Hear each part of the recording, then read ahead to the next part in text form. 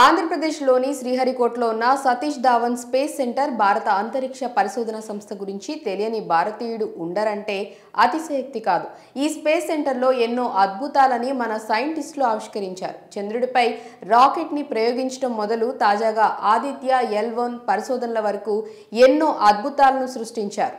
ఇప్పుడు Satish Dhawan space centre ప్రపంచవ్యాప్తంగా గుర్తింపు సంపాదించుకుంది. అమెరికా అంతరిక్ష కేంద్రం నాసా మన భారత స్పేస్ సెంటర్తో అనుసంధానమై అంతరిక్ష పరిశోధనలను మొదలుపెట్టిందంటే మన భారత ఖ్యాతి ఎంతవరకు విస్తరించిందో అర్థం చేసుకోవచ్చు.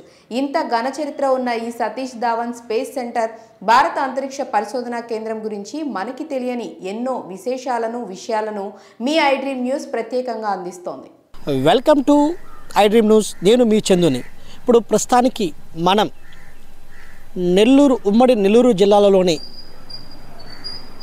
సూళ్లూరుపేట మండలి పరిధిలో ఉన్న సతీష్ ధావన్ స్పేస్ సెంటర్ నందు ఉన్నాం. సతీష్ ధావన్ అంటే ఏంటి అనే దాని గురించి కూడా కొన్ని విషయాలు తెలుసుకునే దానికి ప్రయత్నిద్దాం.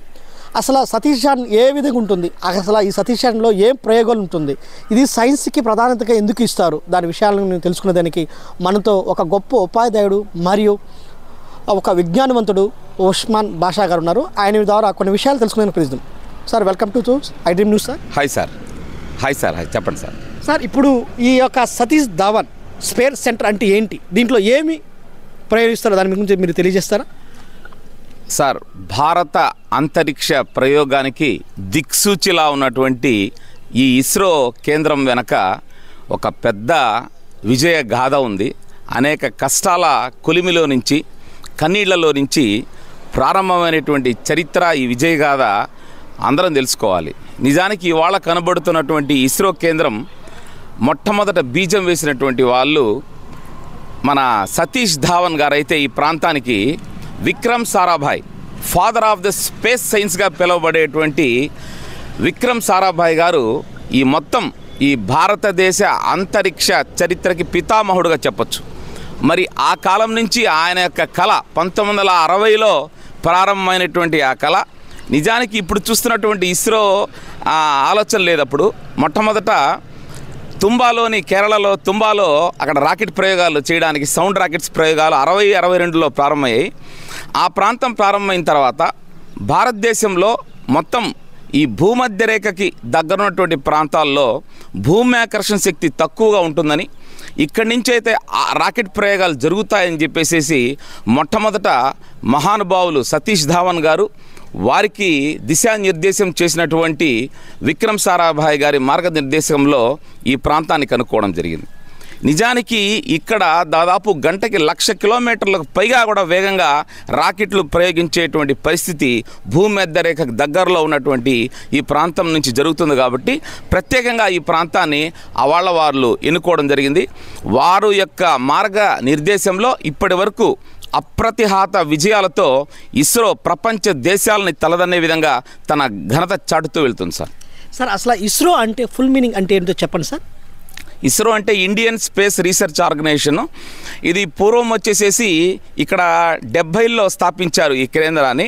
ఈ 70లో మొత్తం అడవులుగా ఉండేటువంటి ఈ ప్రాంతం అంతా కూడా తర్వాత గౌరవనీయులు సతీష్ ధావన్ గారు మరి ఈ ప్రాంతంలో చేసినటువంటి సేవలకు గాను 2005 తర్వాత దీనికి సతీష్ ధావన్ స్పేస్ సెంటర్గా దీన్ని మార్చడం జరిగింది. అప్పటి నుంచి కూడా దీన్ని SDSC SHAR Satish Dhawan space centre అని చెప్తాడు. సార్, దీన్ని ఇక్కడ ముఖ్యంగా ఈ రాకెట్ కేంద్రాన్ని నిర్మించడానికి ఈ ప్లేస్ని ఎందుకు తీసుకున్నారంటారు? దీనికి ఈ ప్లేస్కున్న ప్రత్యక్షణ ఏమిటి? అదే సార్, నేను ఇంతకుముందు మనం మాట్లాడినట్టుగా భూమధ్య రేఖకి దగ్గరగా ఉండడం అనేటువంటిది ఒక అద్భుతమైనటువంటి పాయింట్ చెప్పచ్చు మనము. ఫ్రెంచ్ గౌరూలో ఉన్నటువంటి ఒక రాకెట్ ప్రయోగ కేంద్రం కానివ్వండి, అమెరికాలో ఉన్నటువంటి రాకెట్ ప్రయోగం ఇవన్నీ కూడా ఒకే భూమధ్య రేఖకి దగ్గరగానే ఏర్పడినాయి. ఆ సిద్ధాంతంతో పాటు మరి వసతులు చాలా ముఖ్యమైనటువంటిది. ఇక్కడ చుట్టూ సముద్రం ఉండడం, ఆ సముద్రం పూర్తి రక్షణ, రాకెట్ ప్రయోగాలు ఏవైనా విఫలమైనప్పుడు కూడా పూర్తి స్థాయిలో సేఫ్టీ గ్రౌండ్స్ కింద సముద్రం ఉండడం అనేటువంటిది ఒక ప్లస్ పాయింట్గా చెప్పుకోవచ్చు.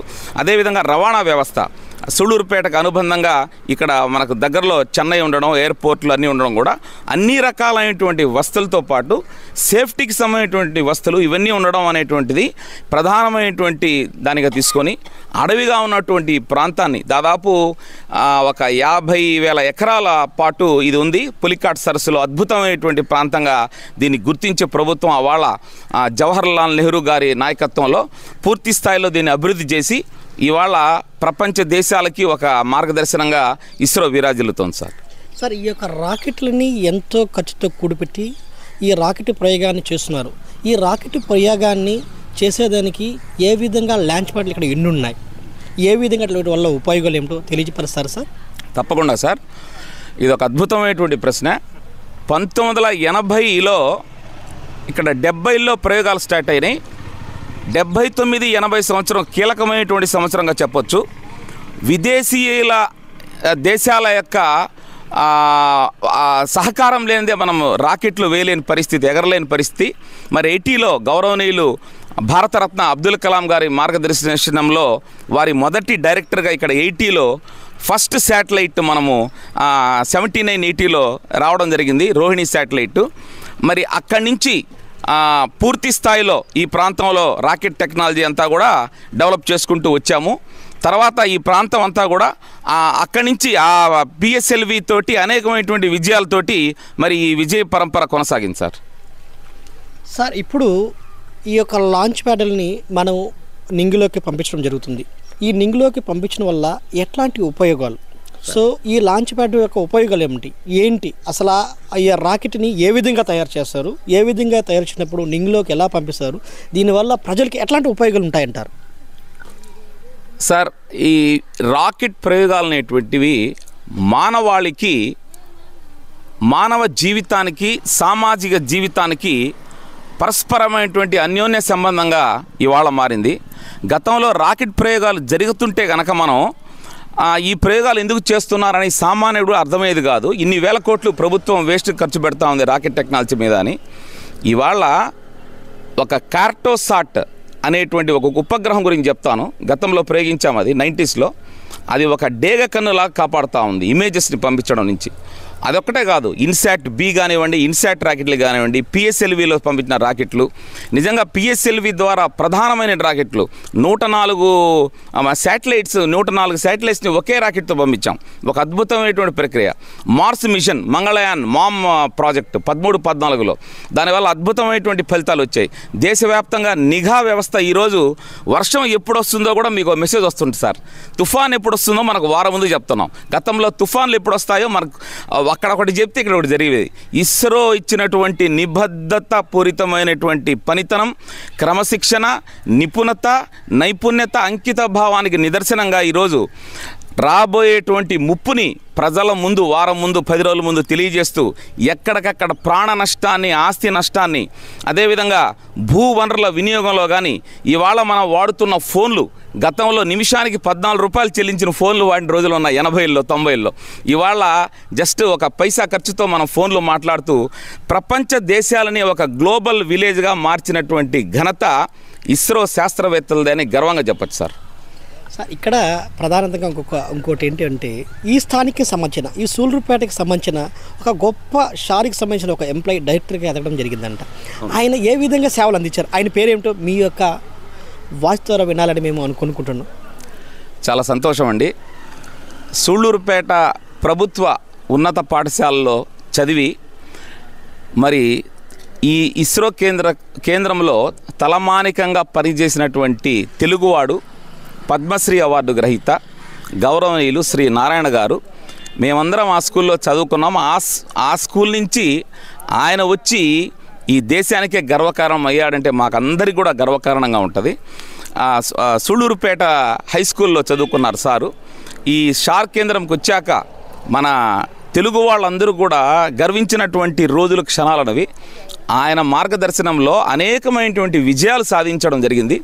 దాంతోపాటు ఆయన సూళ్ళూరు ప్రాంతం గురించి ప్రత్యేకంగా ఒక నోట్ ఫైల్ తయారు చేసి ఈ ప్రాంతంలో ఉన్నటువంటి, ఇక్కడ ఉన్నటువంటి ఆదివాసీలకు కానివ్వండి, ఈ ప్రాంతంలో అభివృద్ధికి కానివ్వండి ఆయన ఎంతో కృషి చేశారు. వారి పీరియడ్లో జరిగినటువంటి రాకెట్ లాంచింగ్ సక్సెస్ రేట్ కూడా అత్యధికంగా ఉంటూ మరి ప్రభుత్వానికి కూడా ఒక గొప్ప పేరు తీసుకొచ్చారు. ఇప్పటికి కూడా వారు ఒక అడ్వైజర్గా ఉంటూ ఈ యొక్క రాకెట్ కేంద్రంలో వారి యొక్క సలహా సూచనలు ఇస్తూ ఉంటారు సార్. సార్, ఇక్కడ గొప్ప వ్యక్తి, జ్ఞానవంతుడు, పిల్లలకి చాలా ప్రోత్సహించే ఒక శాస్త్రవేత్తని కూడా తయారయ్యారు అబ్దుల్ కలాం గారు. ఆయన ఇక్కడ పనిచేసిన వేళలో ఇక్కడ కొన్ని ఏర్పాటు చేశారు. ఆయన విగ్రహాన్ని కూడా ఇక్కడ నిర్వహించడం జరిగింది. దీనికి ఎందుకని, ఆయనకి ఏం నేర్పించాడు ఇక్కడ? మీకు తెలిసినంత వరకు ఈ ప్రాంతంలో పనిచేసిన ఉద్యోగస్తులకి, అదేవిధంగా ఇస్రోలో ఉన్న ప్రణాళికలు కొన్ని తయారు చేయడం జరిగింది. అట్లా మీరు ప్రత్యక్ష కథనం ఏమైనా ఉంటే తెలియజేస్తారని కోరుకుంటున్నాను. సార్, తప్పకుండా. సూళ్ళూరుపేటలో మార్కెట్కి వెళ్ళినప్పుడు ఆయన సామాన్యమైనటువంటి వ్యక్తిలాగా కూరగాయలు కూడా తెచ్చుకున్నాడు అనేటువంటిది చెప్తూ ఉంటారు. అప్పుడు ఎవరికి తెలియదు ఇంత టెక్నాలజీ, ఇంత ఫోన్స్ అవి లేవు. ఒక సామాన్యుడిలాగా, ఒక సామాన్యుల్లో ఒదిగి ఎదిగినటువంటి ఒక భారత రత్నం అది. అలాంటి రత్నం ఇక్కడ ఒక ఫెయిల్యూర్ నుంచి, ఆయన చేసినటువంటి ఫస్ట్ ప్రాజెక్ట్ ఫెయిల్యూర్ అయితే ఆ సతీష్ ధావన్ మార్గనిర్దేశకంలో SLV-3 ప్రాజెక్ట్ రాకెట్ మొదటి రాకెట్ల తయారీ దశలో ఉన్నప్పుడు ఒక ఫెయిల్యూర్ చూసుకొని ఆయన ఆ ఫెయిల్యూర్ నుంచి గుణపాఠం నేర్చుకొని ఇదే ఇస్రో కేంద్రంగా మరి SLV మళ్ళా సక్సెస్ని 80లో తీసుకొని ఆ సక్సెస్ సౌండ్ రాకెట్ని ప్రపంచమంతా వినిపించేలా చేసి అక్కడి నుంచి అబ్దుల్ కలాం గారి మార్గదర్శనంలో ఇప్పటి వరకు ఆయన సలహాలు తీసుకుంటూ అద్భుతమైనటువంటి విజయాలు ఇక్కడి నుంచి మనం తీసుకోవడం జరిగింది. ఆయన ఇప్పటికి కూడా ఇస్రో ఉద్యోగులు, మా మిత్రులు తెలియజేసేటట్టు విషయాలు ఏంటంటే, ఎప్పుడు ఇస్రోకి వచ్చినా కూడా క్రింది స్థాయిలో ఉండేటువంటి కుక్ దగ్గర నుంచి, హెల్పర్ల దగ్గర నుంచి ఆయన వాళ్ళని గుర్తుపెట్టుకొని పలకరించడం అంతా కూడా చేస్తూ ఉన్నా. అలాంటివన్నీ కూడా అంతటి ఒక మహనీయమైనటువంటి వ్యక్తి ఈ ప్రాంతంలో పనిచేసి ఉండడం ఇక్కడ ఉన్నటువంటి మా అందరికి కూడా గర్వకారణంగా అనిపిస్తుంది సార్. సార్, ఇప్పుడు మనం ఎప్పుడు 104 ఉపగ్రహాలను విజయవంతంగా మనం ప్రయోగించి విజయ స్థానంలో పోయామో ఆ రోజు నుంచి మన ఇస్రో ప్రపంచానికి ఒక నలుమూలములో ఒక భాగంలోకి ముఖ్యంగా ఏర్పాటు చేశారు. అలాంటప్పుడు రేపు రాబోయే 2024 జనవరి 1వ తారీఖున కక్షలోకి మళ్ళా సిద్ధం చేసిన ఒక లాంచ్ ప్యాడ్ మీద ఉంది రాకెట్. దానివల్ల ఉపయోగాలు ఏమిటి? అసలు ఆ లాంచ్ ప్యాడ్ అంటే ఏంటి? అది ఏదేనికి ఉపయోగపడుతుంది? ఆ ప్రయోజనాలు ఏంటో తెలియజేస్తారు సార్. చంద్రయాన్ 3 తోటి సౌత్ పోల్లో వెళ్ళినటువంటి తొలి దేశంగా, ప్రపంచంలోనే చంద్రయాన్ మీద ప్రయోగం చేసిన 4వ దేశంగా ఘనతకెక్కినటువంటి భారత్ ప్రపంచ దేశాలని తన వైపు తిప్పుకుంది. మొన్ననే ఆదిత్య L1 తోటి ఒక అద్భుతమైనటువంటి ప్రయోగం జరుపుతున్నటువంటి క్రమంలో 24వ సంవత్సరాన్ని జనవరి 1 ఇతర వేడుకలతో సంబంధం లేకుండా భారత యొక్క సైంటిఫిక్ పవర్ని ప్రపంచాన్ని చాటడం కోసం ఎక్స్పోసాట్ పేరుతోటి ఒక ప్రత్యేకమైనటువంటి ఒక ఉపగ్రహాన్ని ప్రయోగిస్తుంది. ఇది కూడా దాదాపు 5 నెలల పాటు ప్రయోగం జరుగుతుంది. కృష్ణ బిలాలు బ్లాక్ హోల్స్ మీద ప్రధానంగా ఈ యొక్క ప్రయోగాలు ఉంటుంది. మరి అంతరిక్షంలో విశ్వంలో ఉన్నటువంటి అనేక విశ్వ రహస్యాల్ని ఛేదించడం కోసం అయితేనేమి, మరి అక్కడ ఉన్నటువంటి బ్లాక్ హోల్స్లో మరి అక్కడ ఉన్నటువంటి ఆ యొక్క జీవ నిర్మాణం గురించి కానీ, సో ఈ ప్రయోగాల మీద ప్రధానంగా ఈ ఎక్స్పోసాట్ అనేటువంటి ప్రయోగం జరుగుతూ ఉంది. అమెరికా తర్వాత ఇలాంటి ప్రయోగం చేస్తున్నటువంటి తొలి దేశంగా భారత్ చరిత్రకి ఎక్కబోతా ఉంది. సార్, ఇంకోటి, చాలామంది చదువుకున్న రైతులకి కొంతమందికి తెలియని ఒక సందేశం అయితే ఉంది. ఈ రాకెట్ లాంచ్ ప్రయోగం వలన ఇక్కడున్న గ్రామంలో అనేకమైన గ్రామాలకు వర్షం పడదని కూడా అంటున్నారు. ఆ వర్షం పడకుండా ఆగిపోయేదానికి ఏమైనా కారణాలు ఉన్నాయా, లేదా ఆ ప్రజల్లో ఆ భ్రమం ఒక్కటే కలిగి ఉందా? దాన్ని మీరు తెలియజేస్తారని కోరుకుంటున్నాను సార్. అది వాస్తవం సార్, అది మంచి విషయం తెలియజేశారు. ఇప్పటికి కూడా గ్రామీణ ప్రాంతాల్లో ఈ రాకెట్ పంపిస్తే కొన్ని రోజుల దాకా వర్షం రాదని అలా సరదాగా మాట్లాడుతుంటారు. అవన్నీ కూడా శాస్త్రపరంగా ఎక్కడా అలాంటివి జరగవు, దానికి అసలు అవకాశమే లేదు. రాకెట్ లాంచింగ్ చేసేటప్పుడు వాళ్ళు పూర్తి స్థాయిలో ఒక శాస్త్రీయ దృక్పథంతో ఆ యొక్క పనులు నిర్మాణం అంతా జరుగుతుంది. పూర్తి దానికి దీనికి అసలు ఎలాంటి సంబంధం లేదు. వాతావరణానికి సంబంధించినటువంటి ఎలాంటి మార్పులు రాకెట్ ప్రయోగాల ద్వారా జరగవు. సో ఇక్కడ సూళ్ళూరుపేటలో అయితే ఇంకా ఎక్కువ వాహనాలే పడ్డాయి. దానికి దీనికి ఎలాంటి సంబంధం లేదని మనం 100% చెప్పచ్చు సార్. ఇప్పుడు మన ఇస్రోలో 2 లాంచ్ ప్యాడ్లు ఉన్నాయి. ఆ లాంచ్ ప్యాడ్లు ఒక్కొక్కటి ఏ విధంగా ఉపయోగం ఉన్నదో, ఎప్పుడు ఏ సంవత్సరం స్థాపించారో దాని గురించి తెలుసుకునేదానికి ప్రయత్నిస్తాం సార్. మీకు ఒక చిత్ర రూపంలో చూపిస్తాను. ఇది ఫస్ట్ లాంచ్ ప్యాడ్. ఈ ఫస్ట్ లాంచ్ ప్యాడ్ వచ్చేసేసి 1980s స్టార్ట్ అయింది. ఫస్ట్ లాంచ్ ప్యాడ్లో ఉన్నటువంటి పరిస్థితి ఏంటంటే, మనము రాకెట్ని తయారు చేసేటప్పుడు ఇది వచ్చి ఫస్ట్ లాంచ్ ప్యాడ్, అక్కడే తయారు చేయాల్సి వస్తుంది అనమాట. ఆ లాంచ్ ప్యాడ్ దగ్గరే ఒక్కొక్క పార్ట్ని పెట్టుకొని మొత్తం తయారు చేయాల్సి వస్తుంది. అంటే శాస్త్రవేత్తలందరూ ఆ ప్రాంతంలోనే ఉంటూ దాన్ని తయారు చేయాల్సి వస్తుంది. దీంట్లో కొంత కష్ట నష్టాలని తెలుసుకున్న తర్వాత 2005లో ఈ ఫస్ట్ లాంచ్ ప్యాడ్కి పూర్తి స్థాయిలో దానికి సమాన దూరంలోనే సెకండ్ లాంచ్ ప్యాడ్ని తీసుకొచ్చారు. ఈ సెకండ్ లాంచ్ ప్యాడ్ పూర్తి స్థాయిలో డెవలప్ చేయబడింది. ఇందులో అద్భుతమైనటువంటి ఏ పార్ట్ అయినా కూడా ఇక్కడ వచ్చి అసెంబ్లీ అయ్యి మొత్తం డైరెక్ట్ ఇక్కడ తీసుకొచ్చి అసెంబ్లీ చేస్తారు. అంటే వివిధ ప్రాంతాల్లో తయారైనటువంటి ఒక్కొక్క పార్ట్ని తీసుకొచ్చి ఇక్కడ రెడీ చేసి ఇక్కడ తీసుకొస్తారు. ఎక్కడ పార్ట్ నుంచి తీసుకొచ్చినా కూడా ఇక్కడ అసెంబ్లీ అవుద్ది. ఇది 2005లో వచ్చింది. పూర్తి స్థాయిలో అధునాతకమైనటువంటి టెక్నాలజీ, అధునాతకమైనటువంటి మిషనరీ దీంట్లో వాడడం జరిగింది. ఈ కాంప్లెక్స్ అంతా కూడా మన మోడీ గారు, గౌరవ ప్రధానమంత్రి గారు ఓపెన్ చేశారు. ఇది వచ్చాక మనం జిఎస్ఎల్వి, పిఎస్ఎల్వి ప్రయోగాలన్నీ కూడా దీంట్లో చేస్తూ ఉన్నాం. ఇప్పుడు ఇంతకుముందు పిఎస్ఎల్వి అక్కడ మనం ప్రయోగించడం జరుగుతూ ఉండేది. ఆ డిఫికల్టీస్ అన్నీ ఇప్పుడు లేవు. ఇక్కడ నుంచి ఫాస్ట్గా పెద్ద రాకెట్లన్నీ కూడా ఇక్కడ నుంచి మనం ప్రయోగాలు చేస్తూ ఉన్నాం సార్. మరో ఒక చిన్న సందేశం. గతంలో కొన్ని సంవత్సరాల క్రితము లాంచింగ్ ప్యాడ్ నుంచి నింగిలోకి ఏ విధంగా వెళ్తుందో ఇస్రో, ఇప్పుడు ఎలా వెళ్తున్నారో దాని యొక్క మధ్య ఎలా డిఫరెన్స్ ఉంటుందో దాని యొక్క మధ్య డిఫరెన్స్ని మీరు తెలియజేస్తాను కోరుకుంటున్నాను. అంటే గతంలో ఎలాంటి రాకెట్ ప్రయోగించారో, అప్పట్లో రాకెట్ యొక్క ప్రయోగం ఎలా ఉంది, ఇప్పట్లో రాకెట్ యొక్క ప్రయోగం ఎలా ఉందో దాన్ని 2 నిమిషాలు వివరించాలనుకుంటున్నాను. అద్భుతమైనటువంటి ప్రశ్న. భారతదేశంలో రాకెట్ టెక్నాలజీని గతిని మార్చినటువంటి దార్శనికులు ఈ ఇస్రో కేంద్రంలో నుంచే వాళ్ళ దృష్టిని వాళ్ళు సారించడం వల్ల మన యొక్క ప్రయాణం 70లో స్టార్ట్ అయితే sound rockets, Rohini sound rocket first మనం చేసినటువంటి ప్రయోగం. బుల్లి రాకెట్లు తుంబాలో కూడా ఇప్పుడు చాలామంది చూస్తుంటారు, చిన్న సైకిల్ మీద తీసుకెళ్తారు.